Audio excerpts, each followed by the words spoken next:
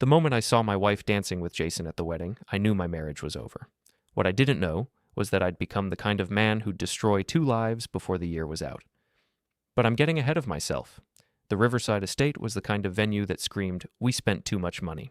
Crystal chandeliers hung from vaulted ceilings, each one probably worth more than my first car. White roses everywhere, on tables, wrapped around columns, floating in the fountain outside. The bride and groom, friends of Claire's I'd met exactly once, had spared no expense on their special day. I stood near the bar, nursing my 3rd whiskey, watching my wife of 12 years laugh at something Jason said. Her hand rested on his arm. Casual, familiar, too familiar. "You okay, man?"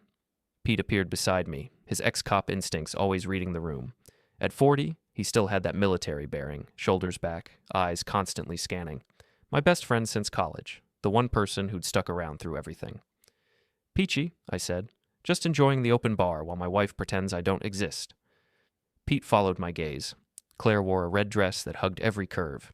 She'd spent 2 hours getting ready, dismissing my compliment with a wave.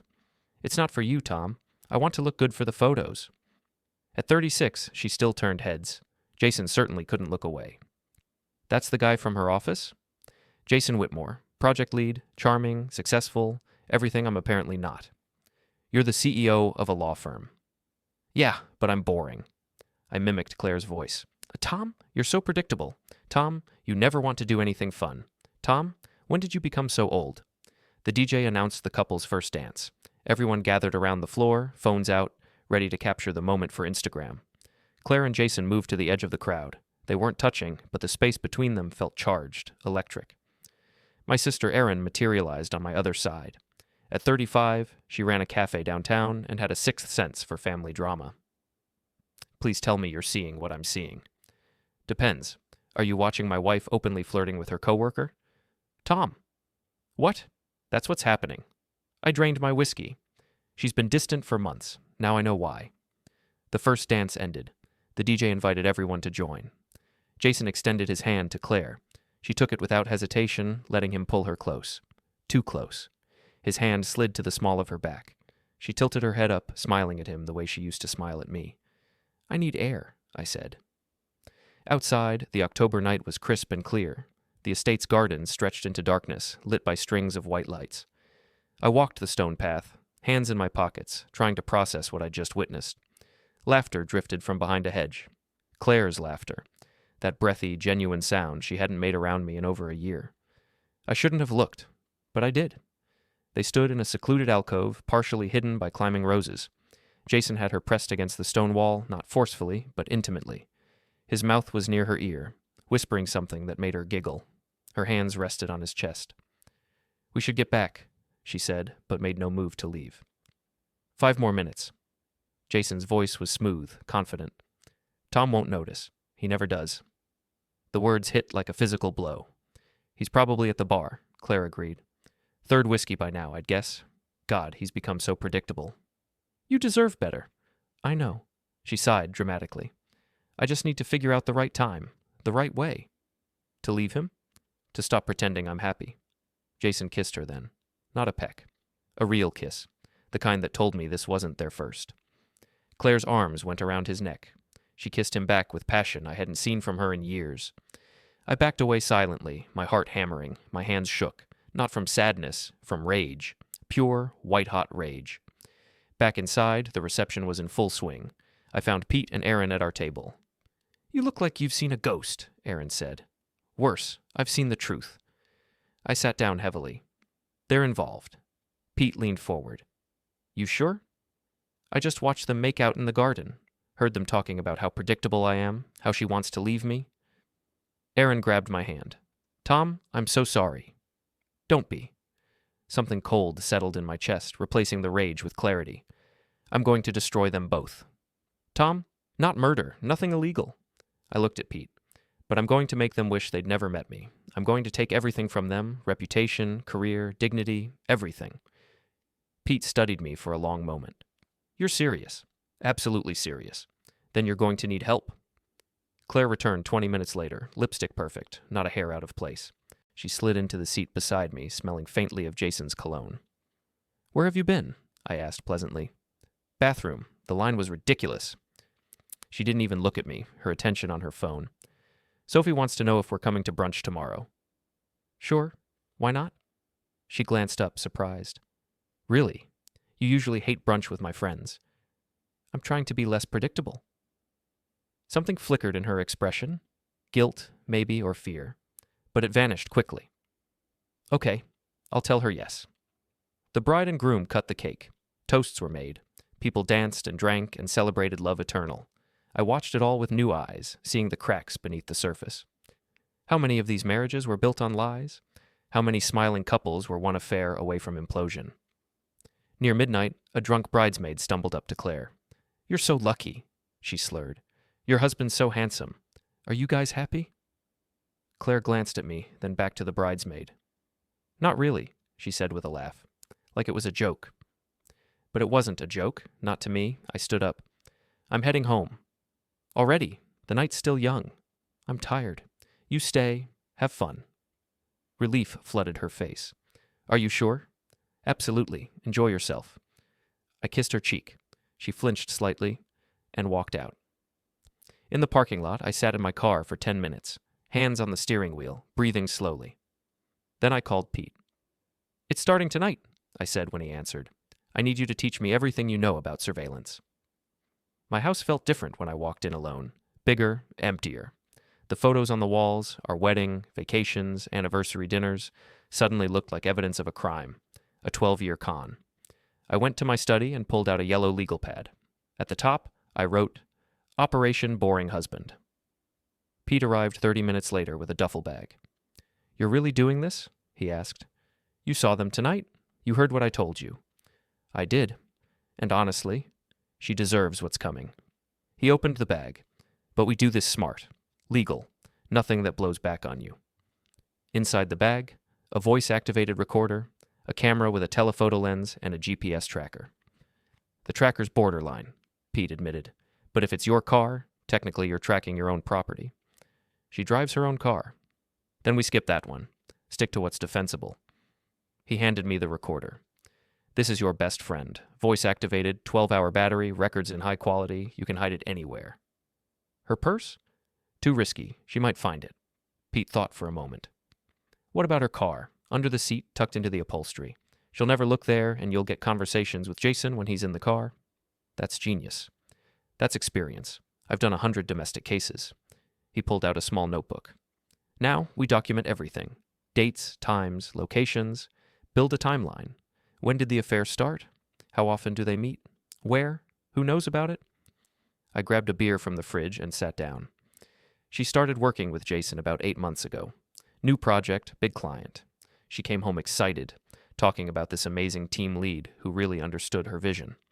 Red flag number 1.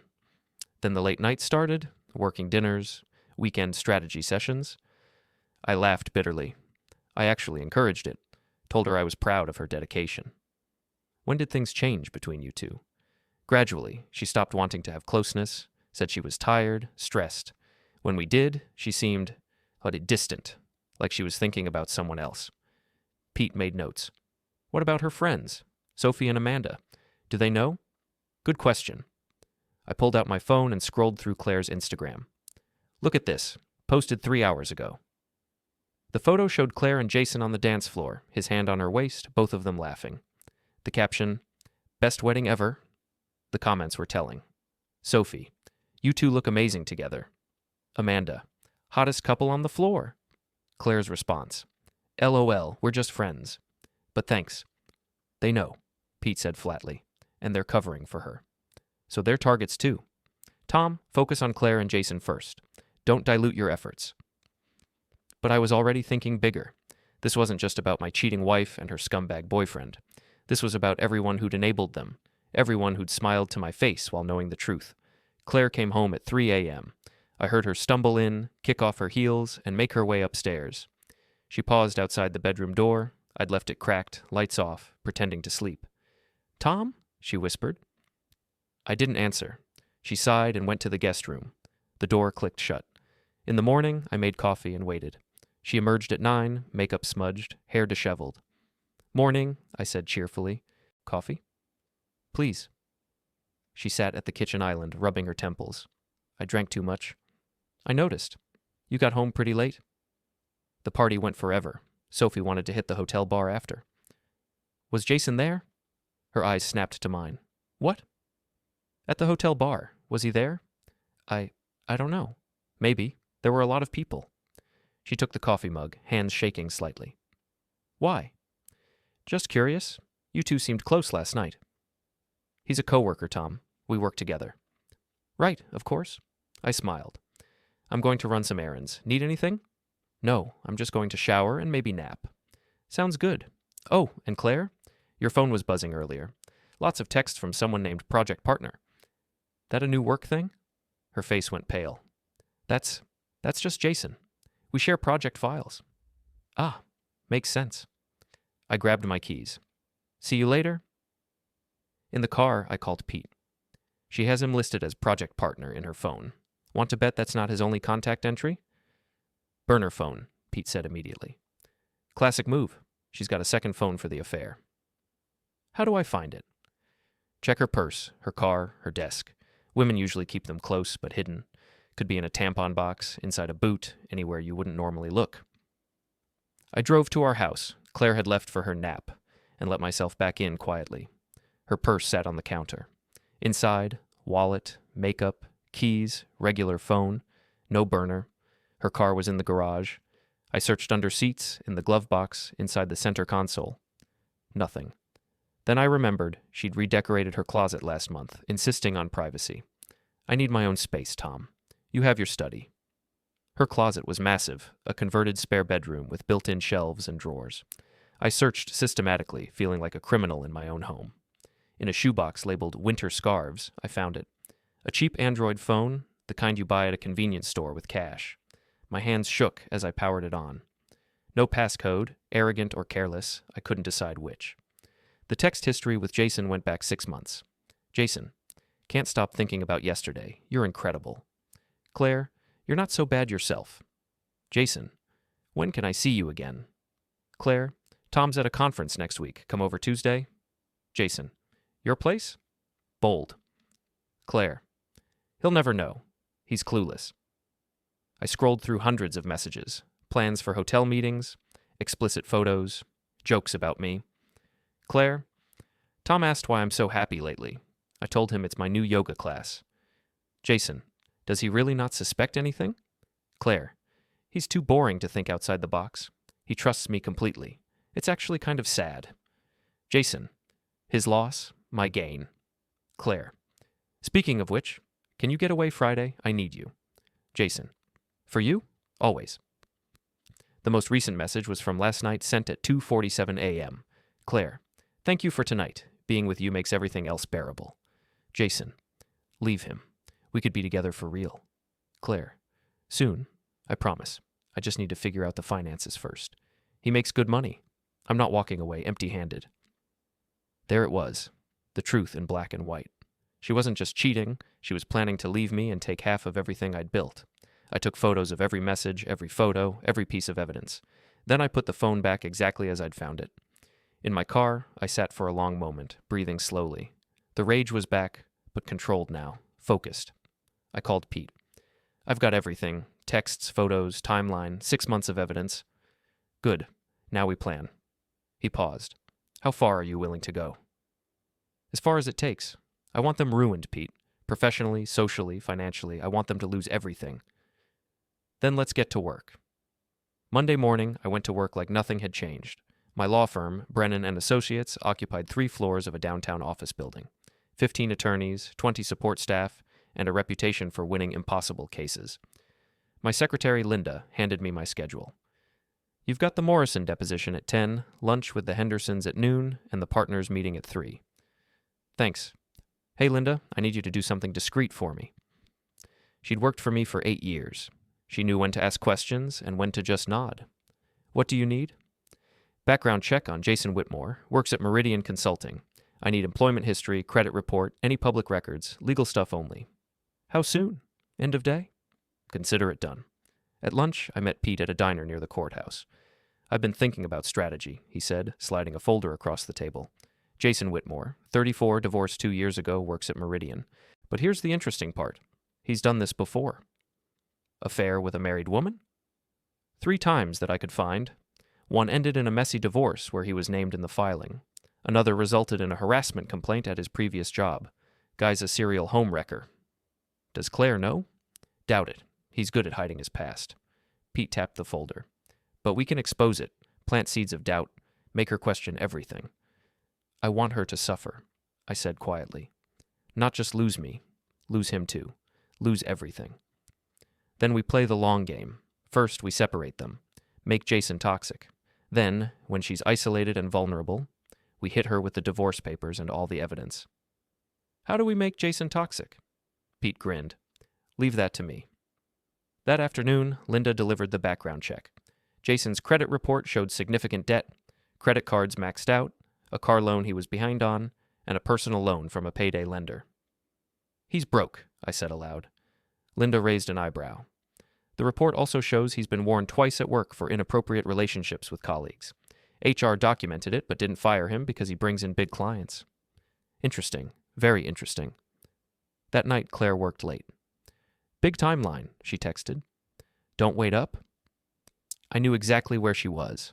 The burner phone's location services were still active, and I'd cloned the data. She was at the Riverside Hotel, the same place where the wedding had been held. I drove there, parked in the back lot, and waited. At 9:47 p.m., Claire and Jason emerged from a side entrance, laughing and holding hands. They kissed by his BMW, long and passionate. I took photos, dozens of them. High resolution, time-stamped, GPS tagged. Then I got out of my car. Claire! She jumped, spinning around. Jason stepped protectively in front of her. Tom? What are you doing here? I could ask you the same thing. I held up my phone, showing the photo I'd just taken. But I think I know the answer. Jason's jaw tightened. Look, man. Don't. I cut him off. Don't say a word. You've done enough. Claire found her voice. Tom, I can explain. You're having an affair. Have been for 6 months. You use a burner phone to coordinate meetings. You've been to this hotel 17 times based on your credit card statements. You've told him you're leaving me as soon as you figure out how to maximize your settlement. I smiled coldly. Did I miss anything? She went white. You've been spying on me? Gathering evidence. There's a difference. Jason stepped forward. You need to leave. Or what? You'll fight me? I laughed. You're welcome to try, but I should warn you. I've got a black belt in Brazilian Jiu-Jitsu, and I've been waiting for a chance to use it. It was a lie. I'd taken 3 classes in college, but Jason didn't know that. He backed down. Here's what's going to happen, I said calmly. Claire, you're going to come home and pack your things. You can stay with Sophie or Amanda or whoever will have you, but you're not staying in my house another night. Tom, please. And Jason? I'm going to destroy your career. By the end of the week, everyone at Meridian will know exactly what kind of man you are. Your boss, your clients, your colleagues, everyone. You can't do that. Watch me. I turned to Claire. You've got 1 hour. After that, the locks change and your stuff goes to the curb. I walked away, adrenaline surging. Behind me, Claire was crying. Jason was yelling. I didn't care. At home, I called a locksmith for an emergency rekey. Then I called my attorney, David Marsh, the best divorce lawyer in the state. Tom, it's almost 11. I need to file for divorce, tomorrow, and I need to make sure she gets nothing. Tell me everything. I did. Every detail, every piece of evidence. David listened without interrupting. This is airtight, he said finally. With this evidence, we can argue marital misconduct. In this state, that affects asset division. She won't get half, maybe 30% if she's lucky. I want her to get nothing. That's not realistic, but we can make it hurt. He paused. Are you sure about this? Once we file, there's no going back. I've never been more sure of anything in my life. Then I'll have papers ready by noon tomorrow. Claire came home 45 minutes later. I heard her in the bedroom, opening drawers, throwing things into suitcases. She came downstairs with 3 bags, mascara running down her face. Tom, can we talk? No, please. I made a mistake. A mistake is forgetting to buy milk. You had a 6-month affair and planned to divorce me for money. That's not a mistake. That's a betrayal. I still love you. No, you don't. You love my bank account. I opened the door. Leave. Where am I supposed to go? Not my problem. You should have thought about that before you slept with Jason. She flinched. You're being cruel. I'm being honest. There's a difference. I gestured to the door. Out. She left, sobbing. I watched her drive away, then closed and locked the door. My phone rang. Pete. How'd it go? She's gone. Papers get filed tomorrow. Good. Now comes the fun part. He sounded almost gleeful. Jason's about to have a very bad week. Pete's plan was elegant in its simplicity. Expose Jason's pattern of affairs to everyone who mattered. Tuesday morning, an anonymous email went to Meridian's HR department.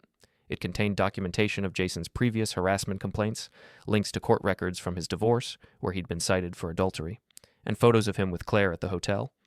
By noon, Jason was called into a meeting with his supervisor. I knew this because Sophie, Claire's supposed best friend, called me. Tom, I heard about the separation. I'm so sorry. Are you, though? You knew about the affair. Silence. Then, Claire's my friend. I couldn't. You could have. You chose not to. That makes you complicit. That's not fair. Life's not fair, Sophie, but karma is. I hung up. Linda buzzed me. There's someone here to see you. Says it's urgent. Jason Whitmore stood in my waiting room, looking like he hadn't slept. His suit was wrinkled, his tie crooked. We need to talk, he said. I have nothing to say to you. You sent that email to my work. Prove it. His hands clenched into fists. You're trying to ruin my life. No, I'm exposing who you really are. There's a difference. I smiled. How'd the meeting with HR go? I'm on administrative leave pending an investigation. That's unfortunate. You smug bastard. He stepped closer. You think you're so smart, so superior, but Claire left you because you're boring, because you couldn't satisfy her. And yet she's the one who lost everything. Funny how that works. She didn't lose everything. She has me. For now. Wait until she finds out about the other women. Wait until she realizes you're broke and about to be unemployed. I leaned back in my chair. How long do you think she'll stick around then? His face went red. You don't know what you're talking about. Don't I? You're 34, divorced, in debt, and you've been fired from 2 previous jobs for sleeping with colleagues. You're a walking red flag, Jason. Claire just didn't see it because she was too busy feeling sorry for herself. Shut up. The truth hurts, doesn't it? I stood. Now get out of my office before I call security. This isn't over. Yes, it is. You just don't know it yet. He left, slamming the door. Linda appeared immediately. Should I call the police? No, but document that he was here and threatened me. We might need it later.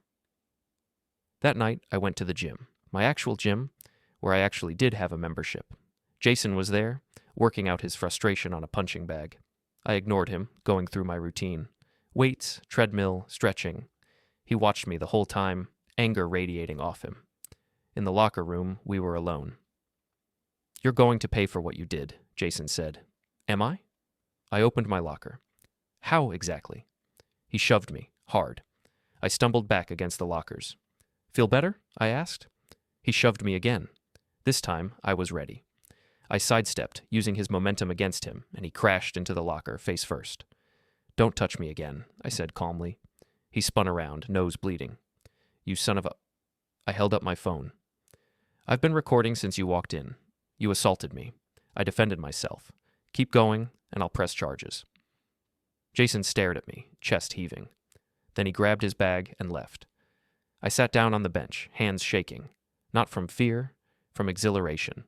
For the first time in months, I felt powerful. In control. Pete called as I drove home. Jason just got fired. What? Meridian completed their investigation.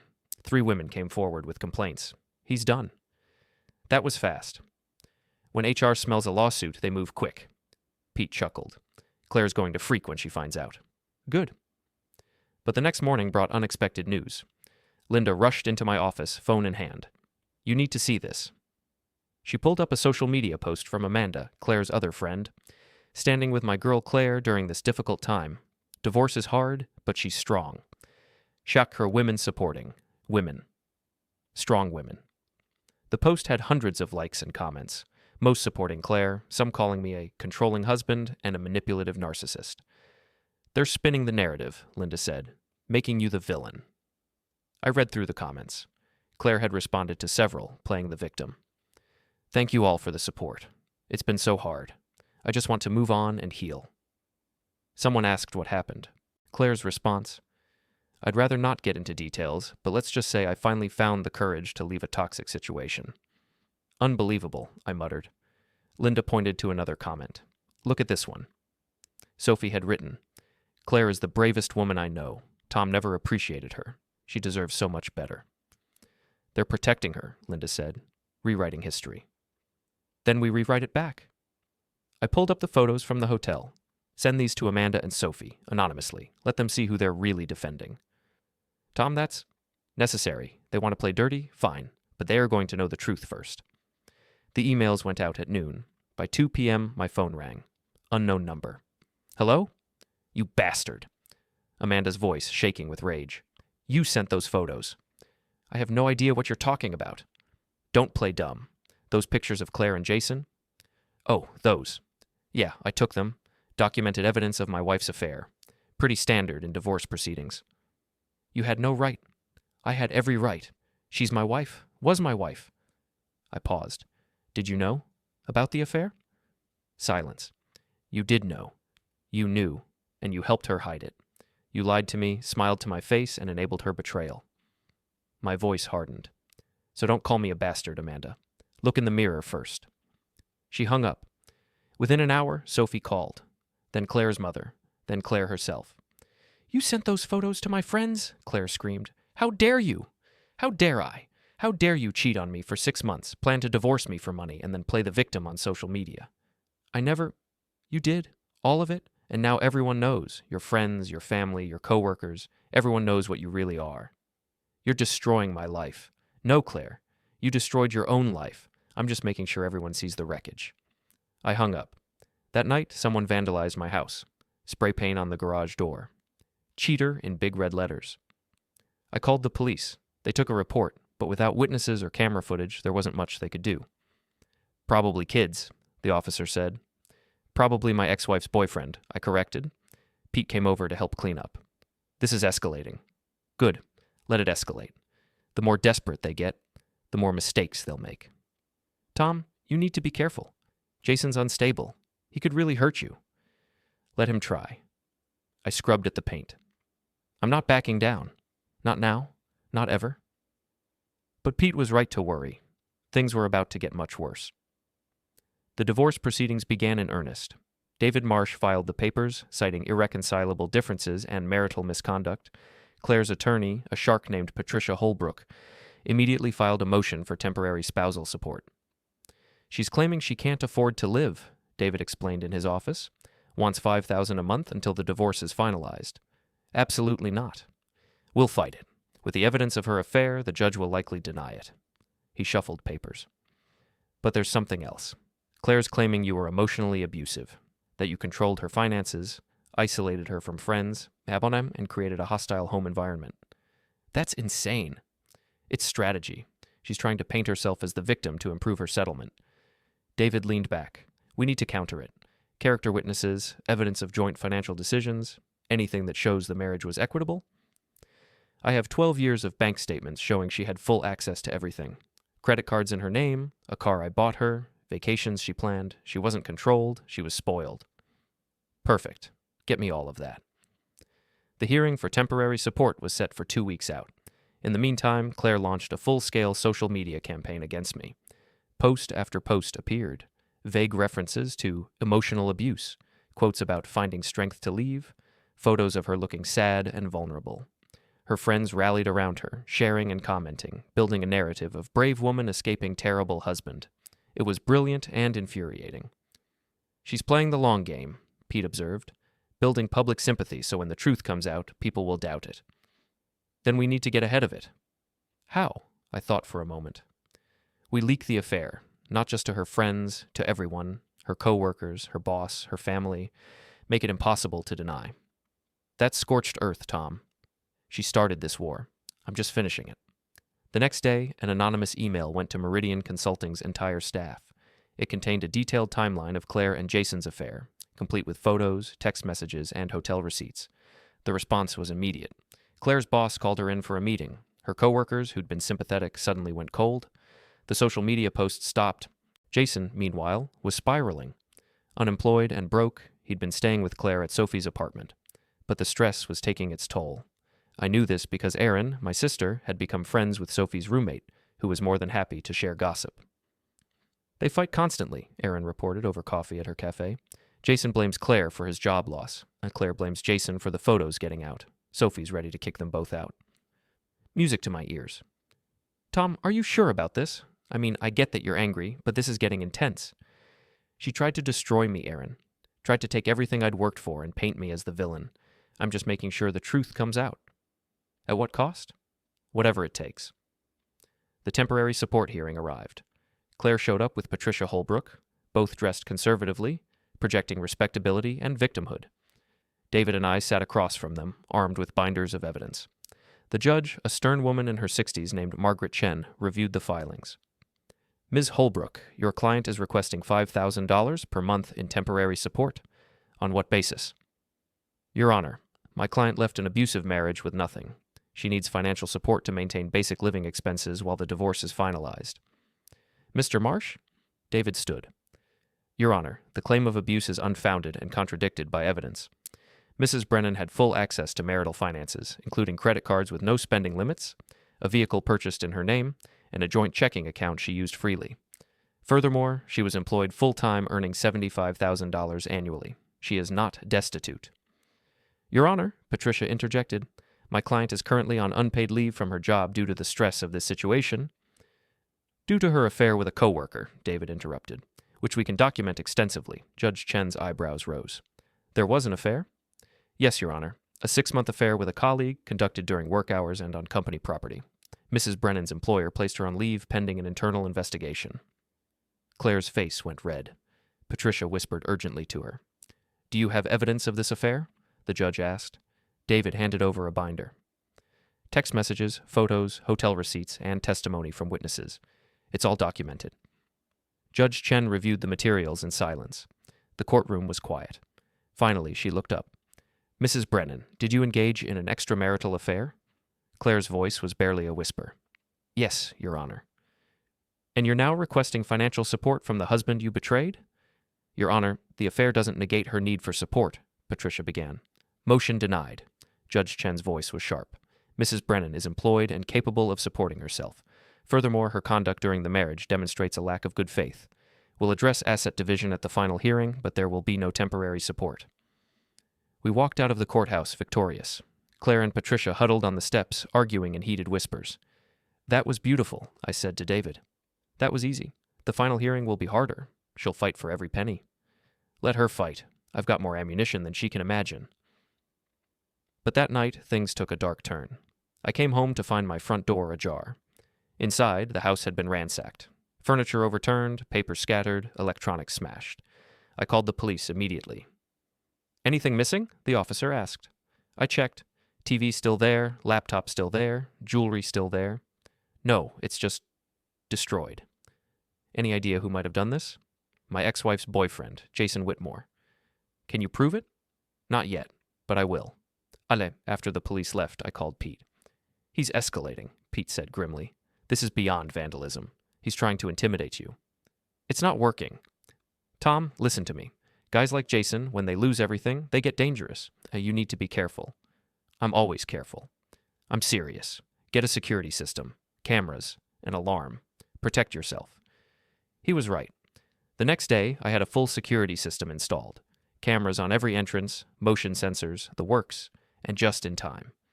2 nights later, at 2 a.m., the motion sensor on my back door triggered. I woke to the alarm blaring and checked the camera feed on my phone. Jason was in my backyard, trying to jimmy the door open. I called 911, then went downstairs with a baseball bat. Police are on their way, I shouted through the door. You've got about 3 minutes to run. Jason looked up at the camera, face twisted with rage. Then he picked up a rock and hurled it at the lens, shattering it. But the other cameras caught everything, him scaling the fence, trying the door, throwing the rock. All of it time-stamped and recorded. The police arrived 6 minutes later. Jason was gone, but they had the footage. We'll issue a warrant for his arrest, the officer said. Breaking and entering, attempted burglary, destruction of property. He's looking at serious charges. Good. Jason was arrested the next morning at Sophie's apartment. Claire was there when it happened, according to Aaron's source. She was hysterical, Aaron reported, screaming at the cops, crying, saying it was all a misunderstanding. It's not a misunderstanding. It's consequences. With Jason in jail, Claire was truly alone. Sophie had kicked her out. Amanda had stopped returning her calls, and her family, who'd seen all the evidence, had distanced themselves. She called me, desperate. "Tom, please, I need help." "With what?" "Jason's bail is $10,000. I don't have that kind of money." "Not my problem. Please. He made mistakes, but he doesn't deserve to be in jail." "He broke into my house, Claire. He tried to intimidate me, vandalize my property, and terrorized me in my own home. He absolutely deserves to be in jail." "I'll do anything, please." "Anything?" "Yes. Sign the divorce papers. Agree to my terms. Walk away with nothing." Silence. "That's what I thought." I hung up. She called back immediately. I didn't answer. She called 15 more times.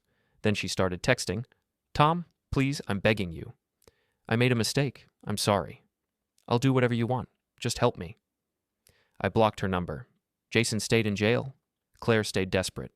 And I stayed focused on the endgame. The final divorce hearing was scheduled for a Friday in late November, 3 weeks after Jason's arrest, 2 months after the wedding that had started everything. David was confident. With the affair documented, Jason's arrest, and her social media campaign backfiring, we're in a strong position. I think we can get you 70% of the assets, maybe more. I want it all. "Tom, that's not realistic. I want the house, the cars, my retirement accounts, and I want her to pay my legal fees." "That's ambitious." "Make it happen." The day before the hearing, Claire made one last attempt to contact me. She showed up at my office looking haggard and desperate. Linda tried to stop her, but Claire pushed past. "Tom, please, we need to talk." "We have nothing to talk about." "I'm sorry. I'm so sorry." Tears streamed down her face. "I made a terrible mistake. I threw away everything for someone who didn't matter. I see that now." "You see it now because you got caught. Because you lost everything." I stood. If Jason hadn't been arrested, if your friends hadn't abandoned you, if your job hadn't put you on leave, you'd still be with him. You're not sorry you did it. You're sorry you got caught. "That's not true." "It is true. You said it yourself in those texts. He's clueless. He'll never know. You thought you could have it all. Me, my money, and your affair, but you got greedy, and now you have nothing. I still love you." "No, you don't. You never did. You loved what I provided. The house, the lifestyle, the stability. But you didn't love me." I walked to the door and opened it. "We're done, Claire. Sign the papers tomorrow and move on with your life. And if I don't, then I'll drag this out for years. I'll fight every motion, contest every claim, and make sure you spend every penny you have on legal fees. Your choice." She left, sobbing. That night, I couldn't sleep. Tomorrow was the end. The final confrontation, the last battle. Part of me felt triumphant, but another part felt hollow. 12 years of marriage, gone. The woman I'd loved, destroyed. The life we'd built, demolished. Was it worth it? I thought about that question as I drove to the courthouse the next morning. Thought about all the pain, all the anger, all the revenge, and I realized, yes, it was worth it. Because she'd tried to destroy me first. She'd lied, cheated, and planned to take everything. I just made sure she failed. The courtroom was nearly empty, just me, David, Claire, Patricia, and Judge Chen. "We're here for the final hearing in Brennan versus Brennan," the judge said. "Have the parties reached any agreements?" "No, Your Honor," Patricia said. "We're still far apart on asset division." "Then let's begin. Mr. Marsh?" David stood and presented our case.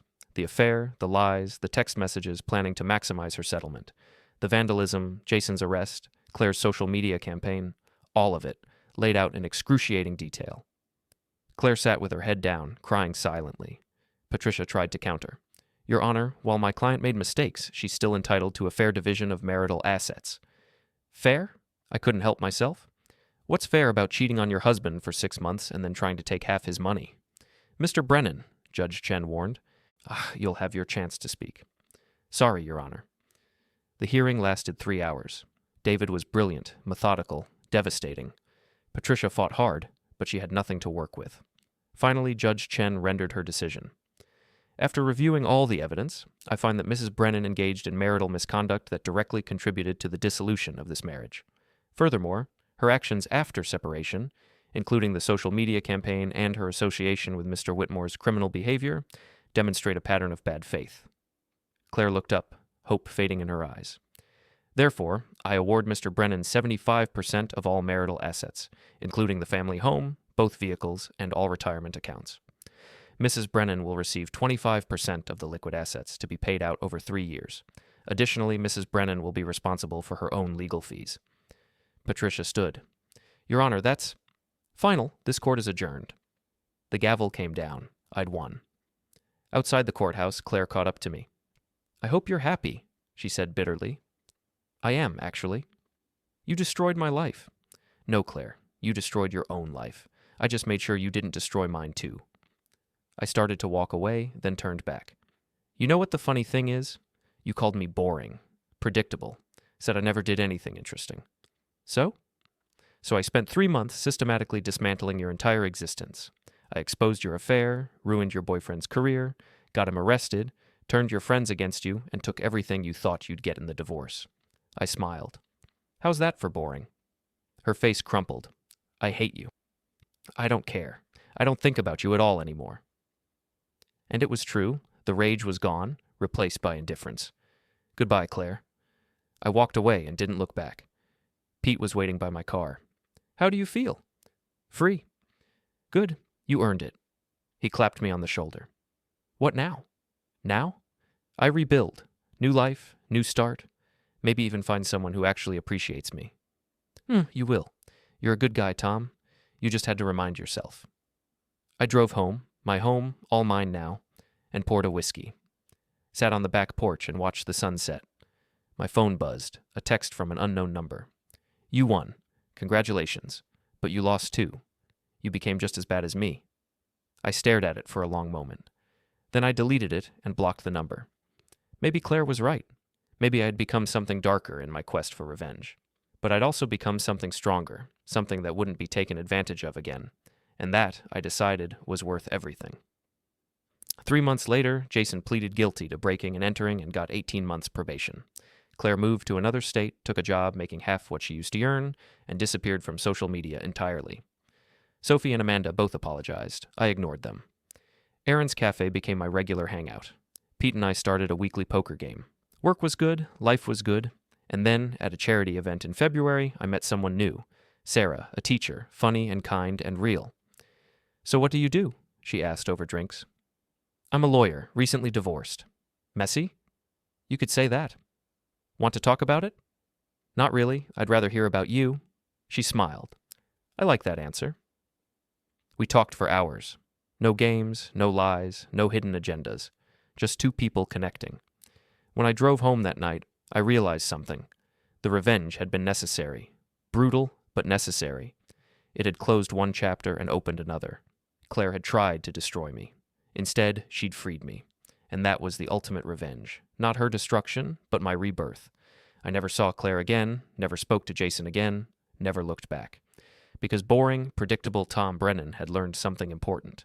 Sometimes the best revenge isn't destroying your enemy, it's building a better life without them. But first, you have to make sure they can't destroy you, and I'd made damn sure of that.